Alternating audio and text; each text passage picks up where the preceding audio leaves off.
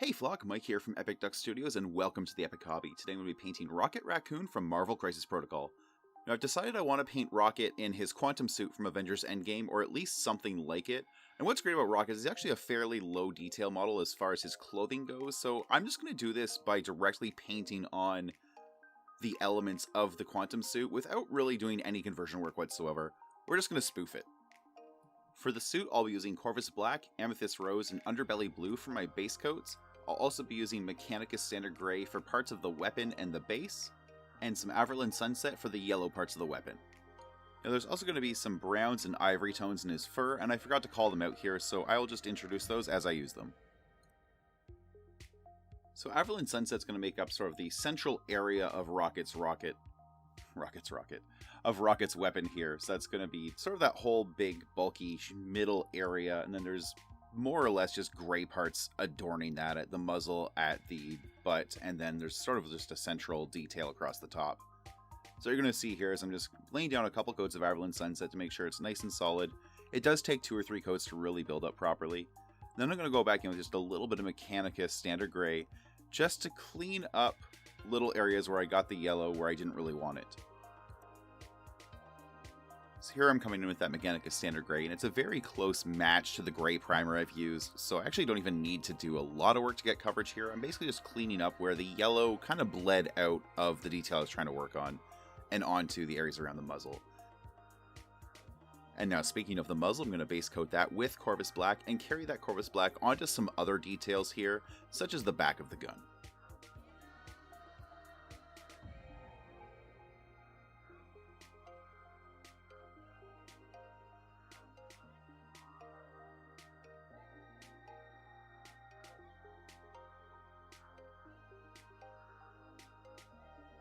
Now there's also a few parts of his costume I want to work the Corvus Black into.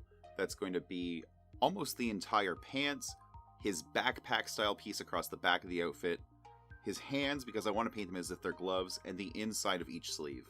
Now there's not a lot of great shots of Rocket's quantum suit in Endgame, but the cool thing is the quantum suits are kind of interchangeable. They're all based on the same basic design.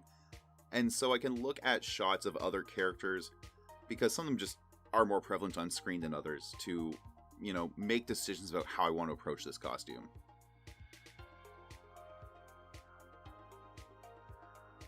Now, for the gray aspects of the costume, I want to base coat them with P3 Underbelly Blue. That's going to form the cuff around the knee, most of the collar and sort of the upper shoulder area, and everything but the inside of the sleeve, basically. So, the upper arm, the back of the arm, and so on. Now, unfortunately, most of this shot ended up being out of focus, so I'm going to basically skip from me base coating a knee here to, hey look, everything's magically done through the magic of editing. So you can get a good idea here of what areas I applied the Underbelly Blue to, but unfortunately I just wasn't able to show that. Next up, I'm going to be pulling out Amethyst Rose to base coat the red details in the costume. These are going to be the tiny little sort of energy inlay style effects. So that's going to be just small embellishments, little circles and triangles here and there, and just a few panels just to add punches of color. There's this little bit here just above the cuff on the leg, a little inset on the waist, a little inset on the lower back, and then the center of the backpack and a triangle on each shoulder. As well as a good amount of the front of the chest is actually red on the quantum suit, but of course, where he's holding the gun, we don't really see that, so it's going to be a tiny little bit just to the front left of the chest.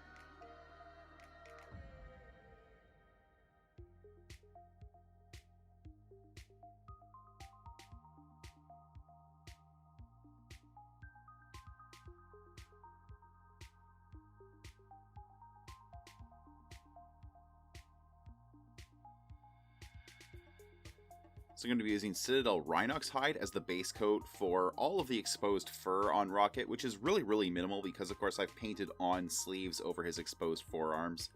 So it's just going to be his feet, his head, and his tail. It's really straightforward.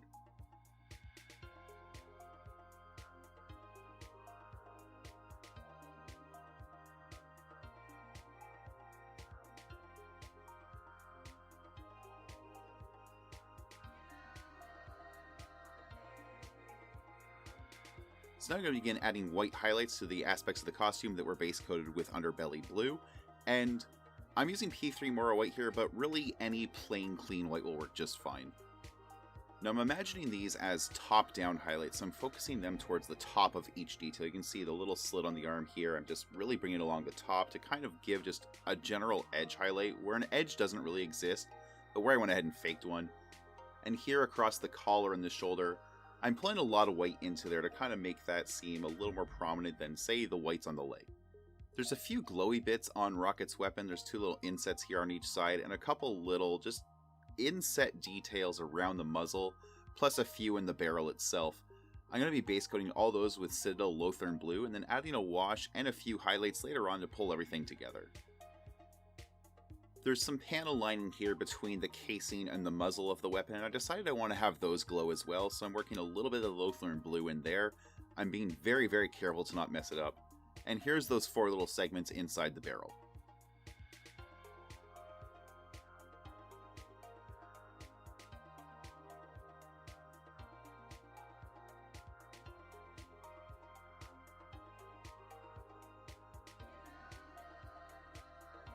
So we've got this chunk of Groot coming up out of the ground that Rocket is riding on. I'm going to be using Steel Legion Drab as the base coat for this.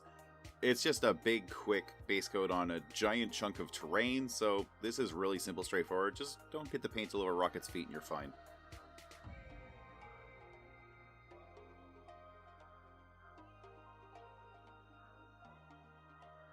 So at this point I want to start adding some lighter patches to Rocket's fur. That's going to be rings on the tail and then a lot of detailing in and around the face. I'm going to be using Citadel Mournfang Brown for that first pass, and then we'll keep going from there.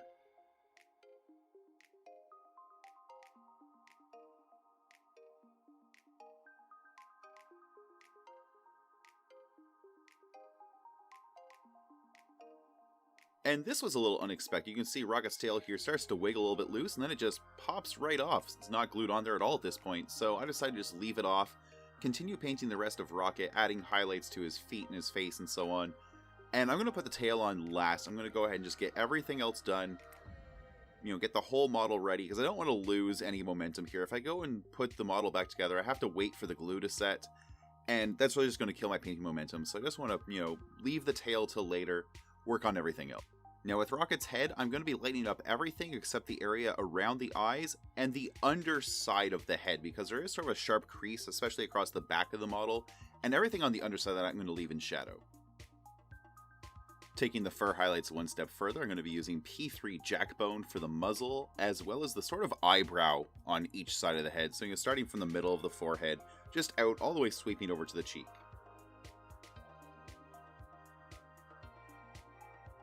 What I really appreciate about P3 Jackbone is that it's a very light, almost an off-white linen color, but it covers very, very quickly. It's a very good opaque paint, and opacity is something I really value when I'm doing comic style painting, because I like very sharp color transitions. I don't like blending, feathering, or any kind of translucency to my layers, and Jackbone just does the job.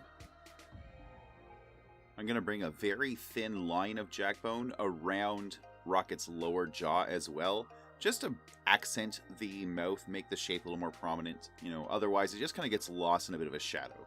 Now, especially on the cheeks, I felt like the transition was a little bit too sharp between the Mournfang Brown and the Jackbone, so I'm mixing up a 50-50 blend of the two, and just using that to add a little bit of a filler detail, so just under the eye and a little bit around the back of the head.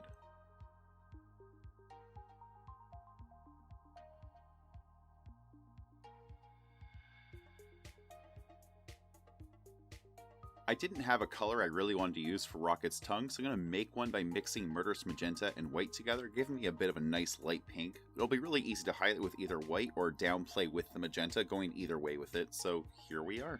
It's a really quick little detail. Doesn't need much work. One of the last details on Rocket's face is his teeth. I'm going to pick them out with some P3 Moro White. I'm also going to use it to add a shiny spot to each eye, which right now are just black orbs, you know, surrounded by brown. They don't really stand out much. One little white dot is all it takes to make them punch out, though.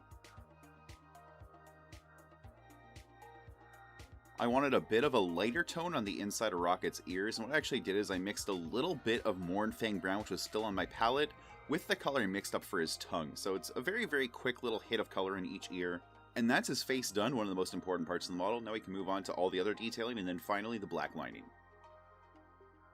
So I've gone ahead and reattached Rocket's tail at this point, and I'm coming back in with some of the colors I mixed up for his face. So this is the mix of Mornfang Brown and Jackbone, and I'm using it to add some extra brightness to the Mornfang areas I'd already painted on the tail. Of course, we want this ringed tail effect. We want each segment to alternate between light and dark.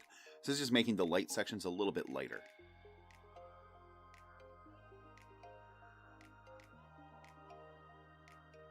I'm going to add a mid-tone to the dark parts of the Quantum suit using Citadel Dark Reaper just over the Corvus Black areas. Each of these mid-tone and highlight steps goes pretty fast because Rocket's a really small character and we've got a couple different layers of detail, so each one on its own, pretty minimal, pretty easy to work with. Now I'm going to go ahead and highlight those same areas with Citadel Fenrisian Gray. This step's actually going to take just a tiny bit longer because it's a little more focused, and there's a lot of smaller details that kind of got blended over with the last step, like small wrinkles in the clothing, that I want to make sure are picked out individually. So this takes just a tiny bit longer, but it's still not really a time-consuming step.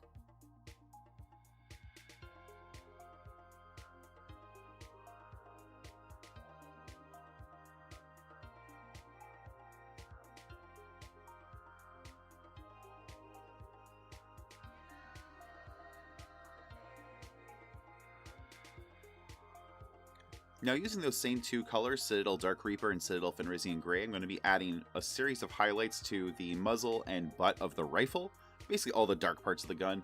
So I'm starting by just adding a general highlight, bringing out some of the geometry of the muzzle, using this to kind of just, build the shapes and some reflective surfaces. With the brighter Fenrisian Gray, I'm going to be actually adding a little bit of a semi-non-metallic metal kind of feel to it. And the main reason I'm doing that is because I'm using the exact same colors that I did for the gray parts of the Quantum suit, but I don't want it to feel like it has the same texture. I want it to feel, very distinct and a little more solid. And so by giving it just a hit of sort of a non-metallic metal kind of look and feel, it's going to give the impression that it's, a different object. It's much more solid. And that's really what I want from the gun. Next, I'm going to bring out a little bit of P3 Cygnus Yellow and just add a small highlight to the yellow body of the rifle. So that's going to basically take the form of some geometry shaping. What I'm doing here is just basically highlighting the upper edge of each different segment. So the side of the rifle is kind of broken into two different planes. There's the undersloped area and then the more kind of flat boxy part up top. And then across the top of the rifle, I'm just going to bring that highlight towards the outer edge. And what this is really doing is just accenting the geometry, making it a little bit easier to see the outside edges of each part. Next, I've mixed a little bit of Mora White into my Cygnus Yellow, just to add a little bit of a brighter point to that top edge of each of these planes on the, body of the rifle.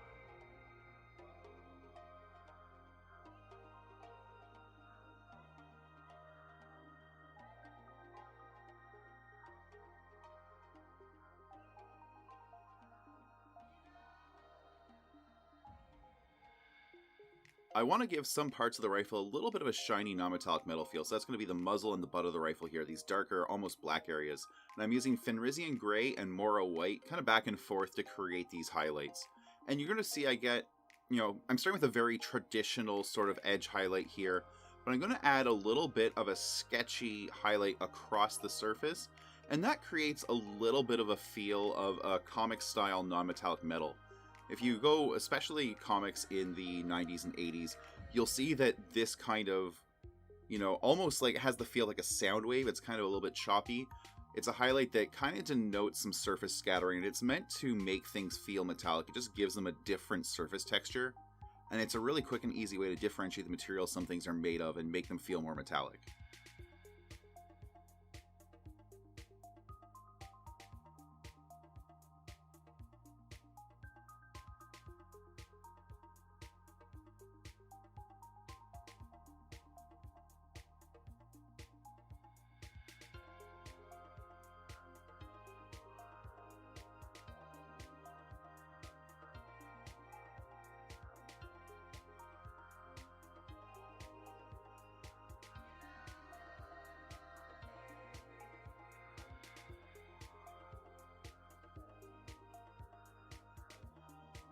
Coming back in with some more white again, I'm going to be using it to add highlights to the light gray aspects of the weapon, and you can see what they are. It's this little round detail on the side, the very, very back of the rifle, and this sort of mounting rail thing across the top.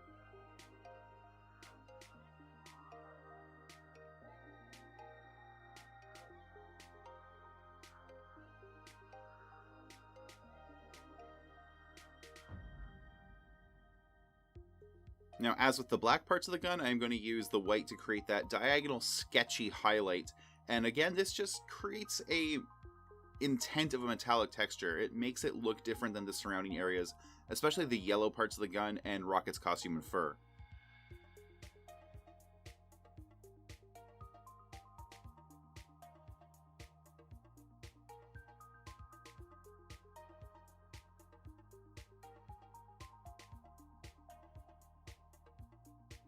So this is one place I cheat a bit. I still have a little tiny bit of Guilliman blue glaze, and I wanted to add just a little bit of deep shade to the blue areas on the side of the gun and on the barrel.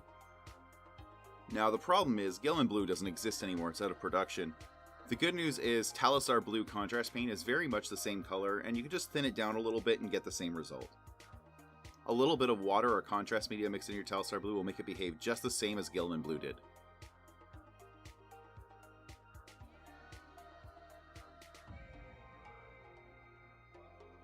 Now I'm going to take some Citadel Xandri dust and use this to highlight the root sticking up out of the ground here that Rocket's standing on. Now the root has a lot of twisting texture to it, and it actually makes it really, really easy to just follow the top of each of these little twists with the highlight. And you don't really have to worry too much about shading because the natural shape of the model creates a lot of that for you.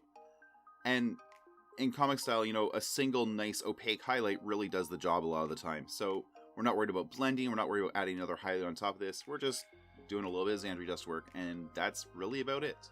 Now that takes me into doing some touch-up work with Mechanicus Standard Gray. This is the color that basically the whole base is already covered with, and there's just some areas here when I painted the root.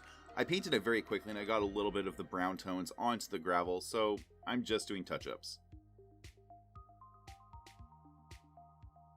Now there's a lot of concrete on the base here, some of it's broken, most of it's not.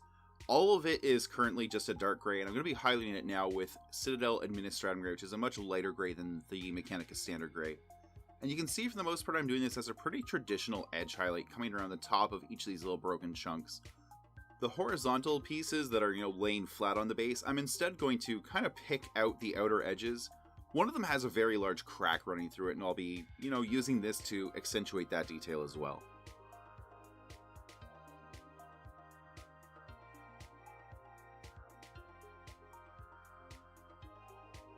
So you can see the little bit of the edge highlight going around each of these horizontal pieces of the concrete, especially around the cracks, really does a lot to embellish the shape and really make it feel less like just a boring flat chunk of sidewalk that the miniature is standing on. It gives it a little more personality. Now one of the last things to do here besides comic style black lining is to pick out the base rim, give it some color. I'm using P3 Meridius Blue. This is just a personal choice, a color I'm using to denote my Guardians of the Galaxy affiliation characters. Use whatever color you like.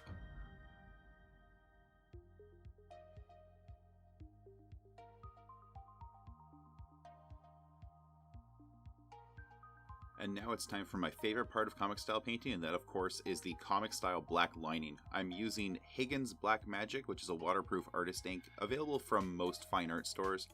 In Canada, I purchased it from Michaels, and I'm just using my regular brushes for this. You can see this is a very finely pointed brush. It's a Game Envy Artist Arsenal size 000. Now, because Rocket is such a small character, I'm not going to do a lot in the way of shading with the black lines, because there's really not a lot of room for it. So you saw very quickly I added a little bit of a black area underneath his legs, because he's got a bit of a splayed open stance. So just a little bit of black under there, a little bit of black under each arm. Other than that, though, I'm really just working around the model and using black lines to isolate details from each other. So it's basically anywhere there's a color break in the model, where the red and white meets on the suit, or the white and the black. Of course, where, the suit ends and his body begins. Isolating the different elements of his weapon. You can see also on the butt of the rifle, for example, I use a little bit of black just to kind of accentuate some edges. I'm not truly lining the whole edge, but what I'm doing is I'm adding a bit of a deeper shadow to counter some of those scribbly white highlights I created. Here I'm quickly following some of the panel lines in the body of the rifle, and this is one of the easiest places to add a line because it's really obvious where they should go. So here I'm just working my way around the major aspects of the back of Rocket's suit, and using black lines to isolate the different details. There are a couple panel lines in the gray area there. You can see that I've basically created some new shapes that really didn't stand out before, and that's one of the cool things about black lines. It really helps define the geometry of the model. Now I'm working a little bit of a drop shadow in underneath his chin and just kind of feathering that up onto the underside of his cheeks because there's a really deep cut angle there. And here you can see I'm doing the same thing around the back of the head. And I'm giving it a little bit of like a feathered edge, so it's not just a solid chunk of black, it's got a little bit of, not quite a hatch mark to it, but kind of a bit of a fur texture. And now I'm just back to working my way through some of the really boxy geometry on the gun. What you'll notice is I kind of jump back and forth from one area of the model to the next, and this is a normal part of my workflow. I find if I spend too much time focused on one specific part of the model with a black lining, I go overboard. I start doing too much shading, too much lining, and this is just a way for me to control how much detail I put into something. Because the problem is if you really overly detail one area of the model, you build the expectation that that's the level you're working towards, that the rest of the model has to be, you know, lined or detailed to the same level. And so by continuously changing my focus and moving around the model and doing kind of different approaches to the lining, some of it's deep shadows, some of it's, you know, creating detail that's not there, and some of it's just outlining the existing detail. By kind of cycling through these different approaches on different parts of the model, I even my attention out, and it just allows me to give a more consistent and a little bit quicker result. Now you may find the complete opposite. It's going to be a little bit unique for everyone. Some people prefer to do all their big shadows at once, then all their sort of isolating lining, breaking the model up into its sort of constituent components, and then doing their detail lining within those areas, and kind of approaching it in a very patterned way. Whatever works best for you is what you should be doing, and you may have to experiment a little bit, and maybe even find that changes over time.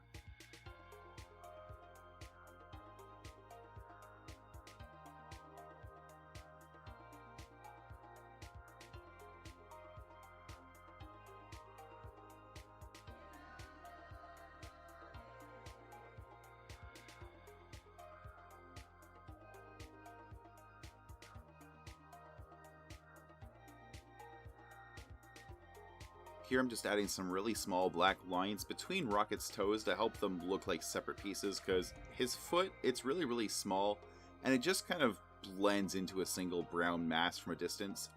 Black lines do a really good job of making details more recognizable from further away. They give you a better table read. So even something as simple as little lines between a raccoon's toes, or, you know, these little extra black lines I'm adding between the different bands of his tail, really help the model stand out from further away and just improve the general, what I call the table read of the model. They make it easier to identify the model from further away. They give it just that extra huge hit of contrast that makes the model easier to understand and just really eye-catching.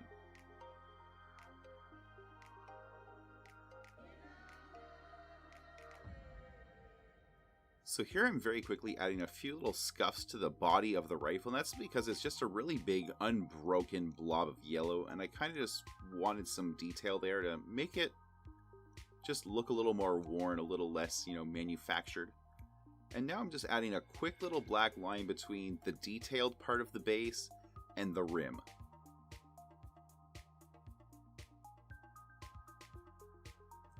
Now I'm going to start detailing the base itself, and first that means taking the black ink and just following the natural grooves of the base, this sort of, you know, X shape that's breaking the base up into these 4 concrete slabs, and then following the little cracks or grooves in the base as well. Later on I'll embellish those cracks by adding some freehanding to the surface, so they're not the only detail on the base here, and we'll have basically 2 levels of detail. We'll have these very heavy black cracks, and then some smaller, finer surface level detail that's I'll be creating on the spot.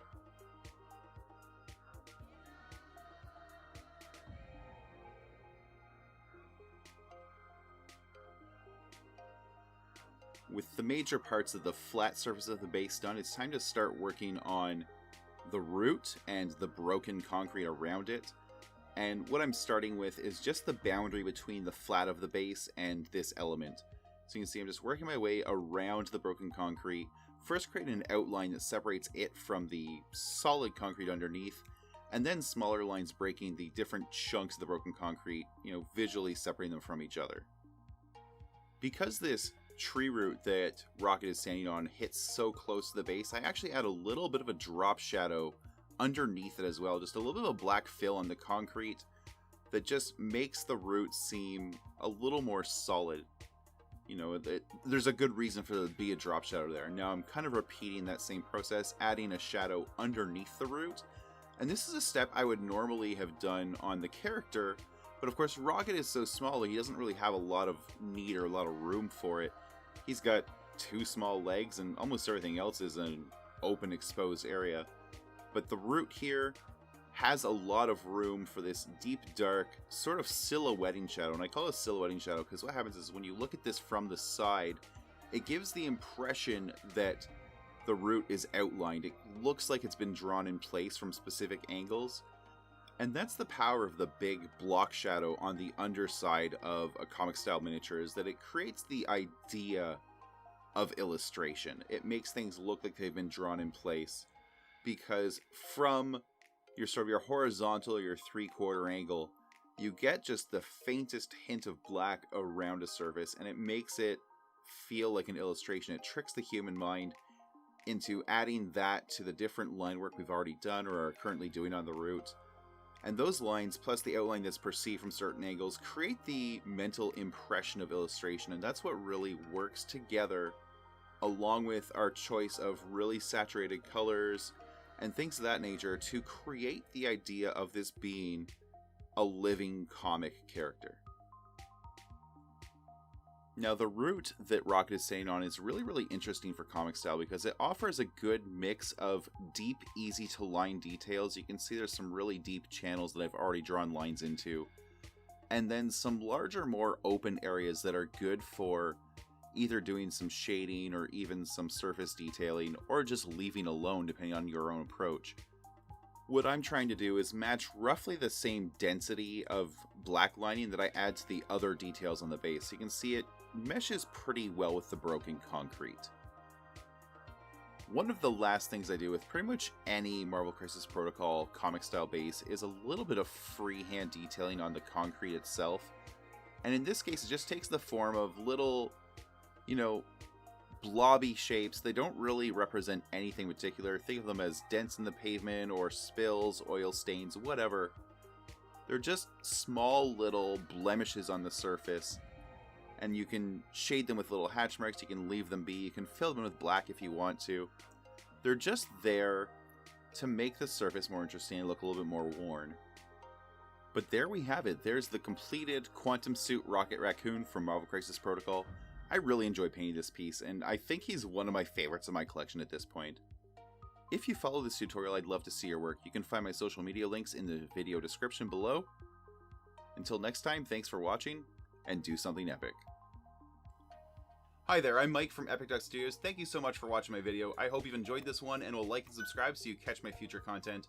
You can also watch me several times a week at twitch.tv/epicduckstudios, where I stream all my live commission painting. If you're interested in having me paint some models for you, you can reach out to me at epicduckstudios@gmail.com or use my website epicduck.com. If you want to give a little bit of ongoing support to the show, you can do that through Patreon, patreon.com/epicduck. Even giving as little as $1 a month helps keep the lights on, the paint flowing, and honestly puts a roof over my family's head and food on the table.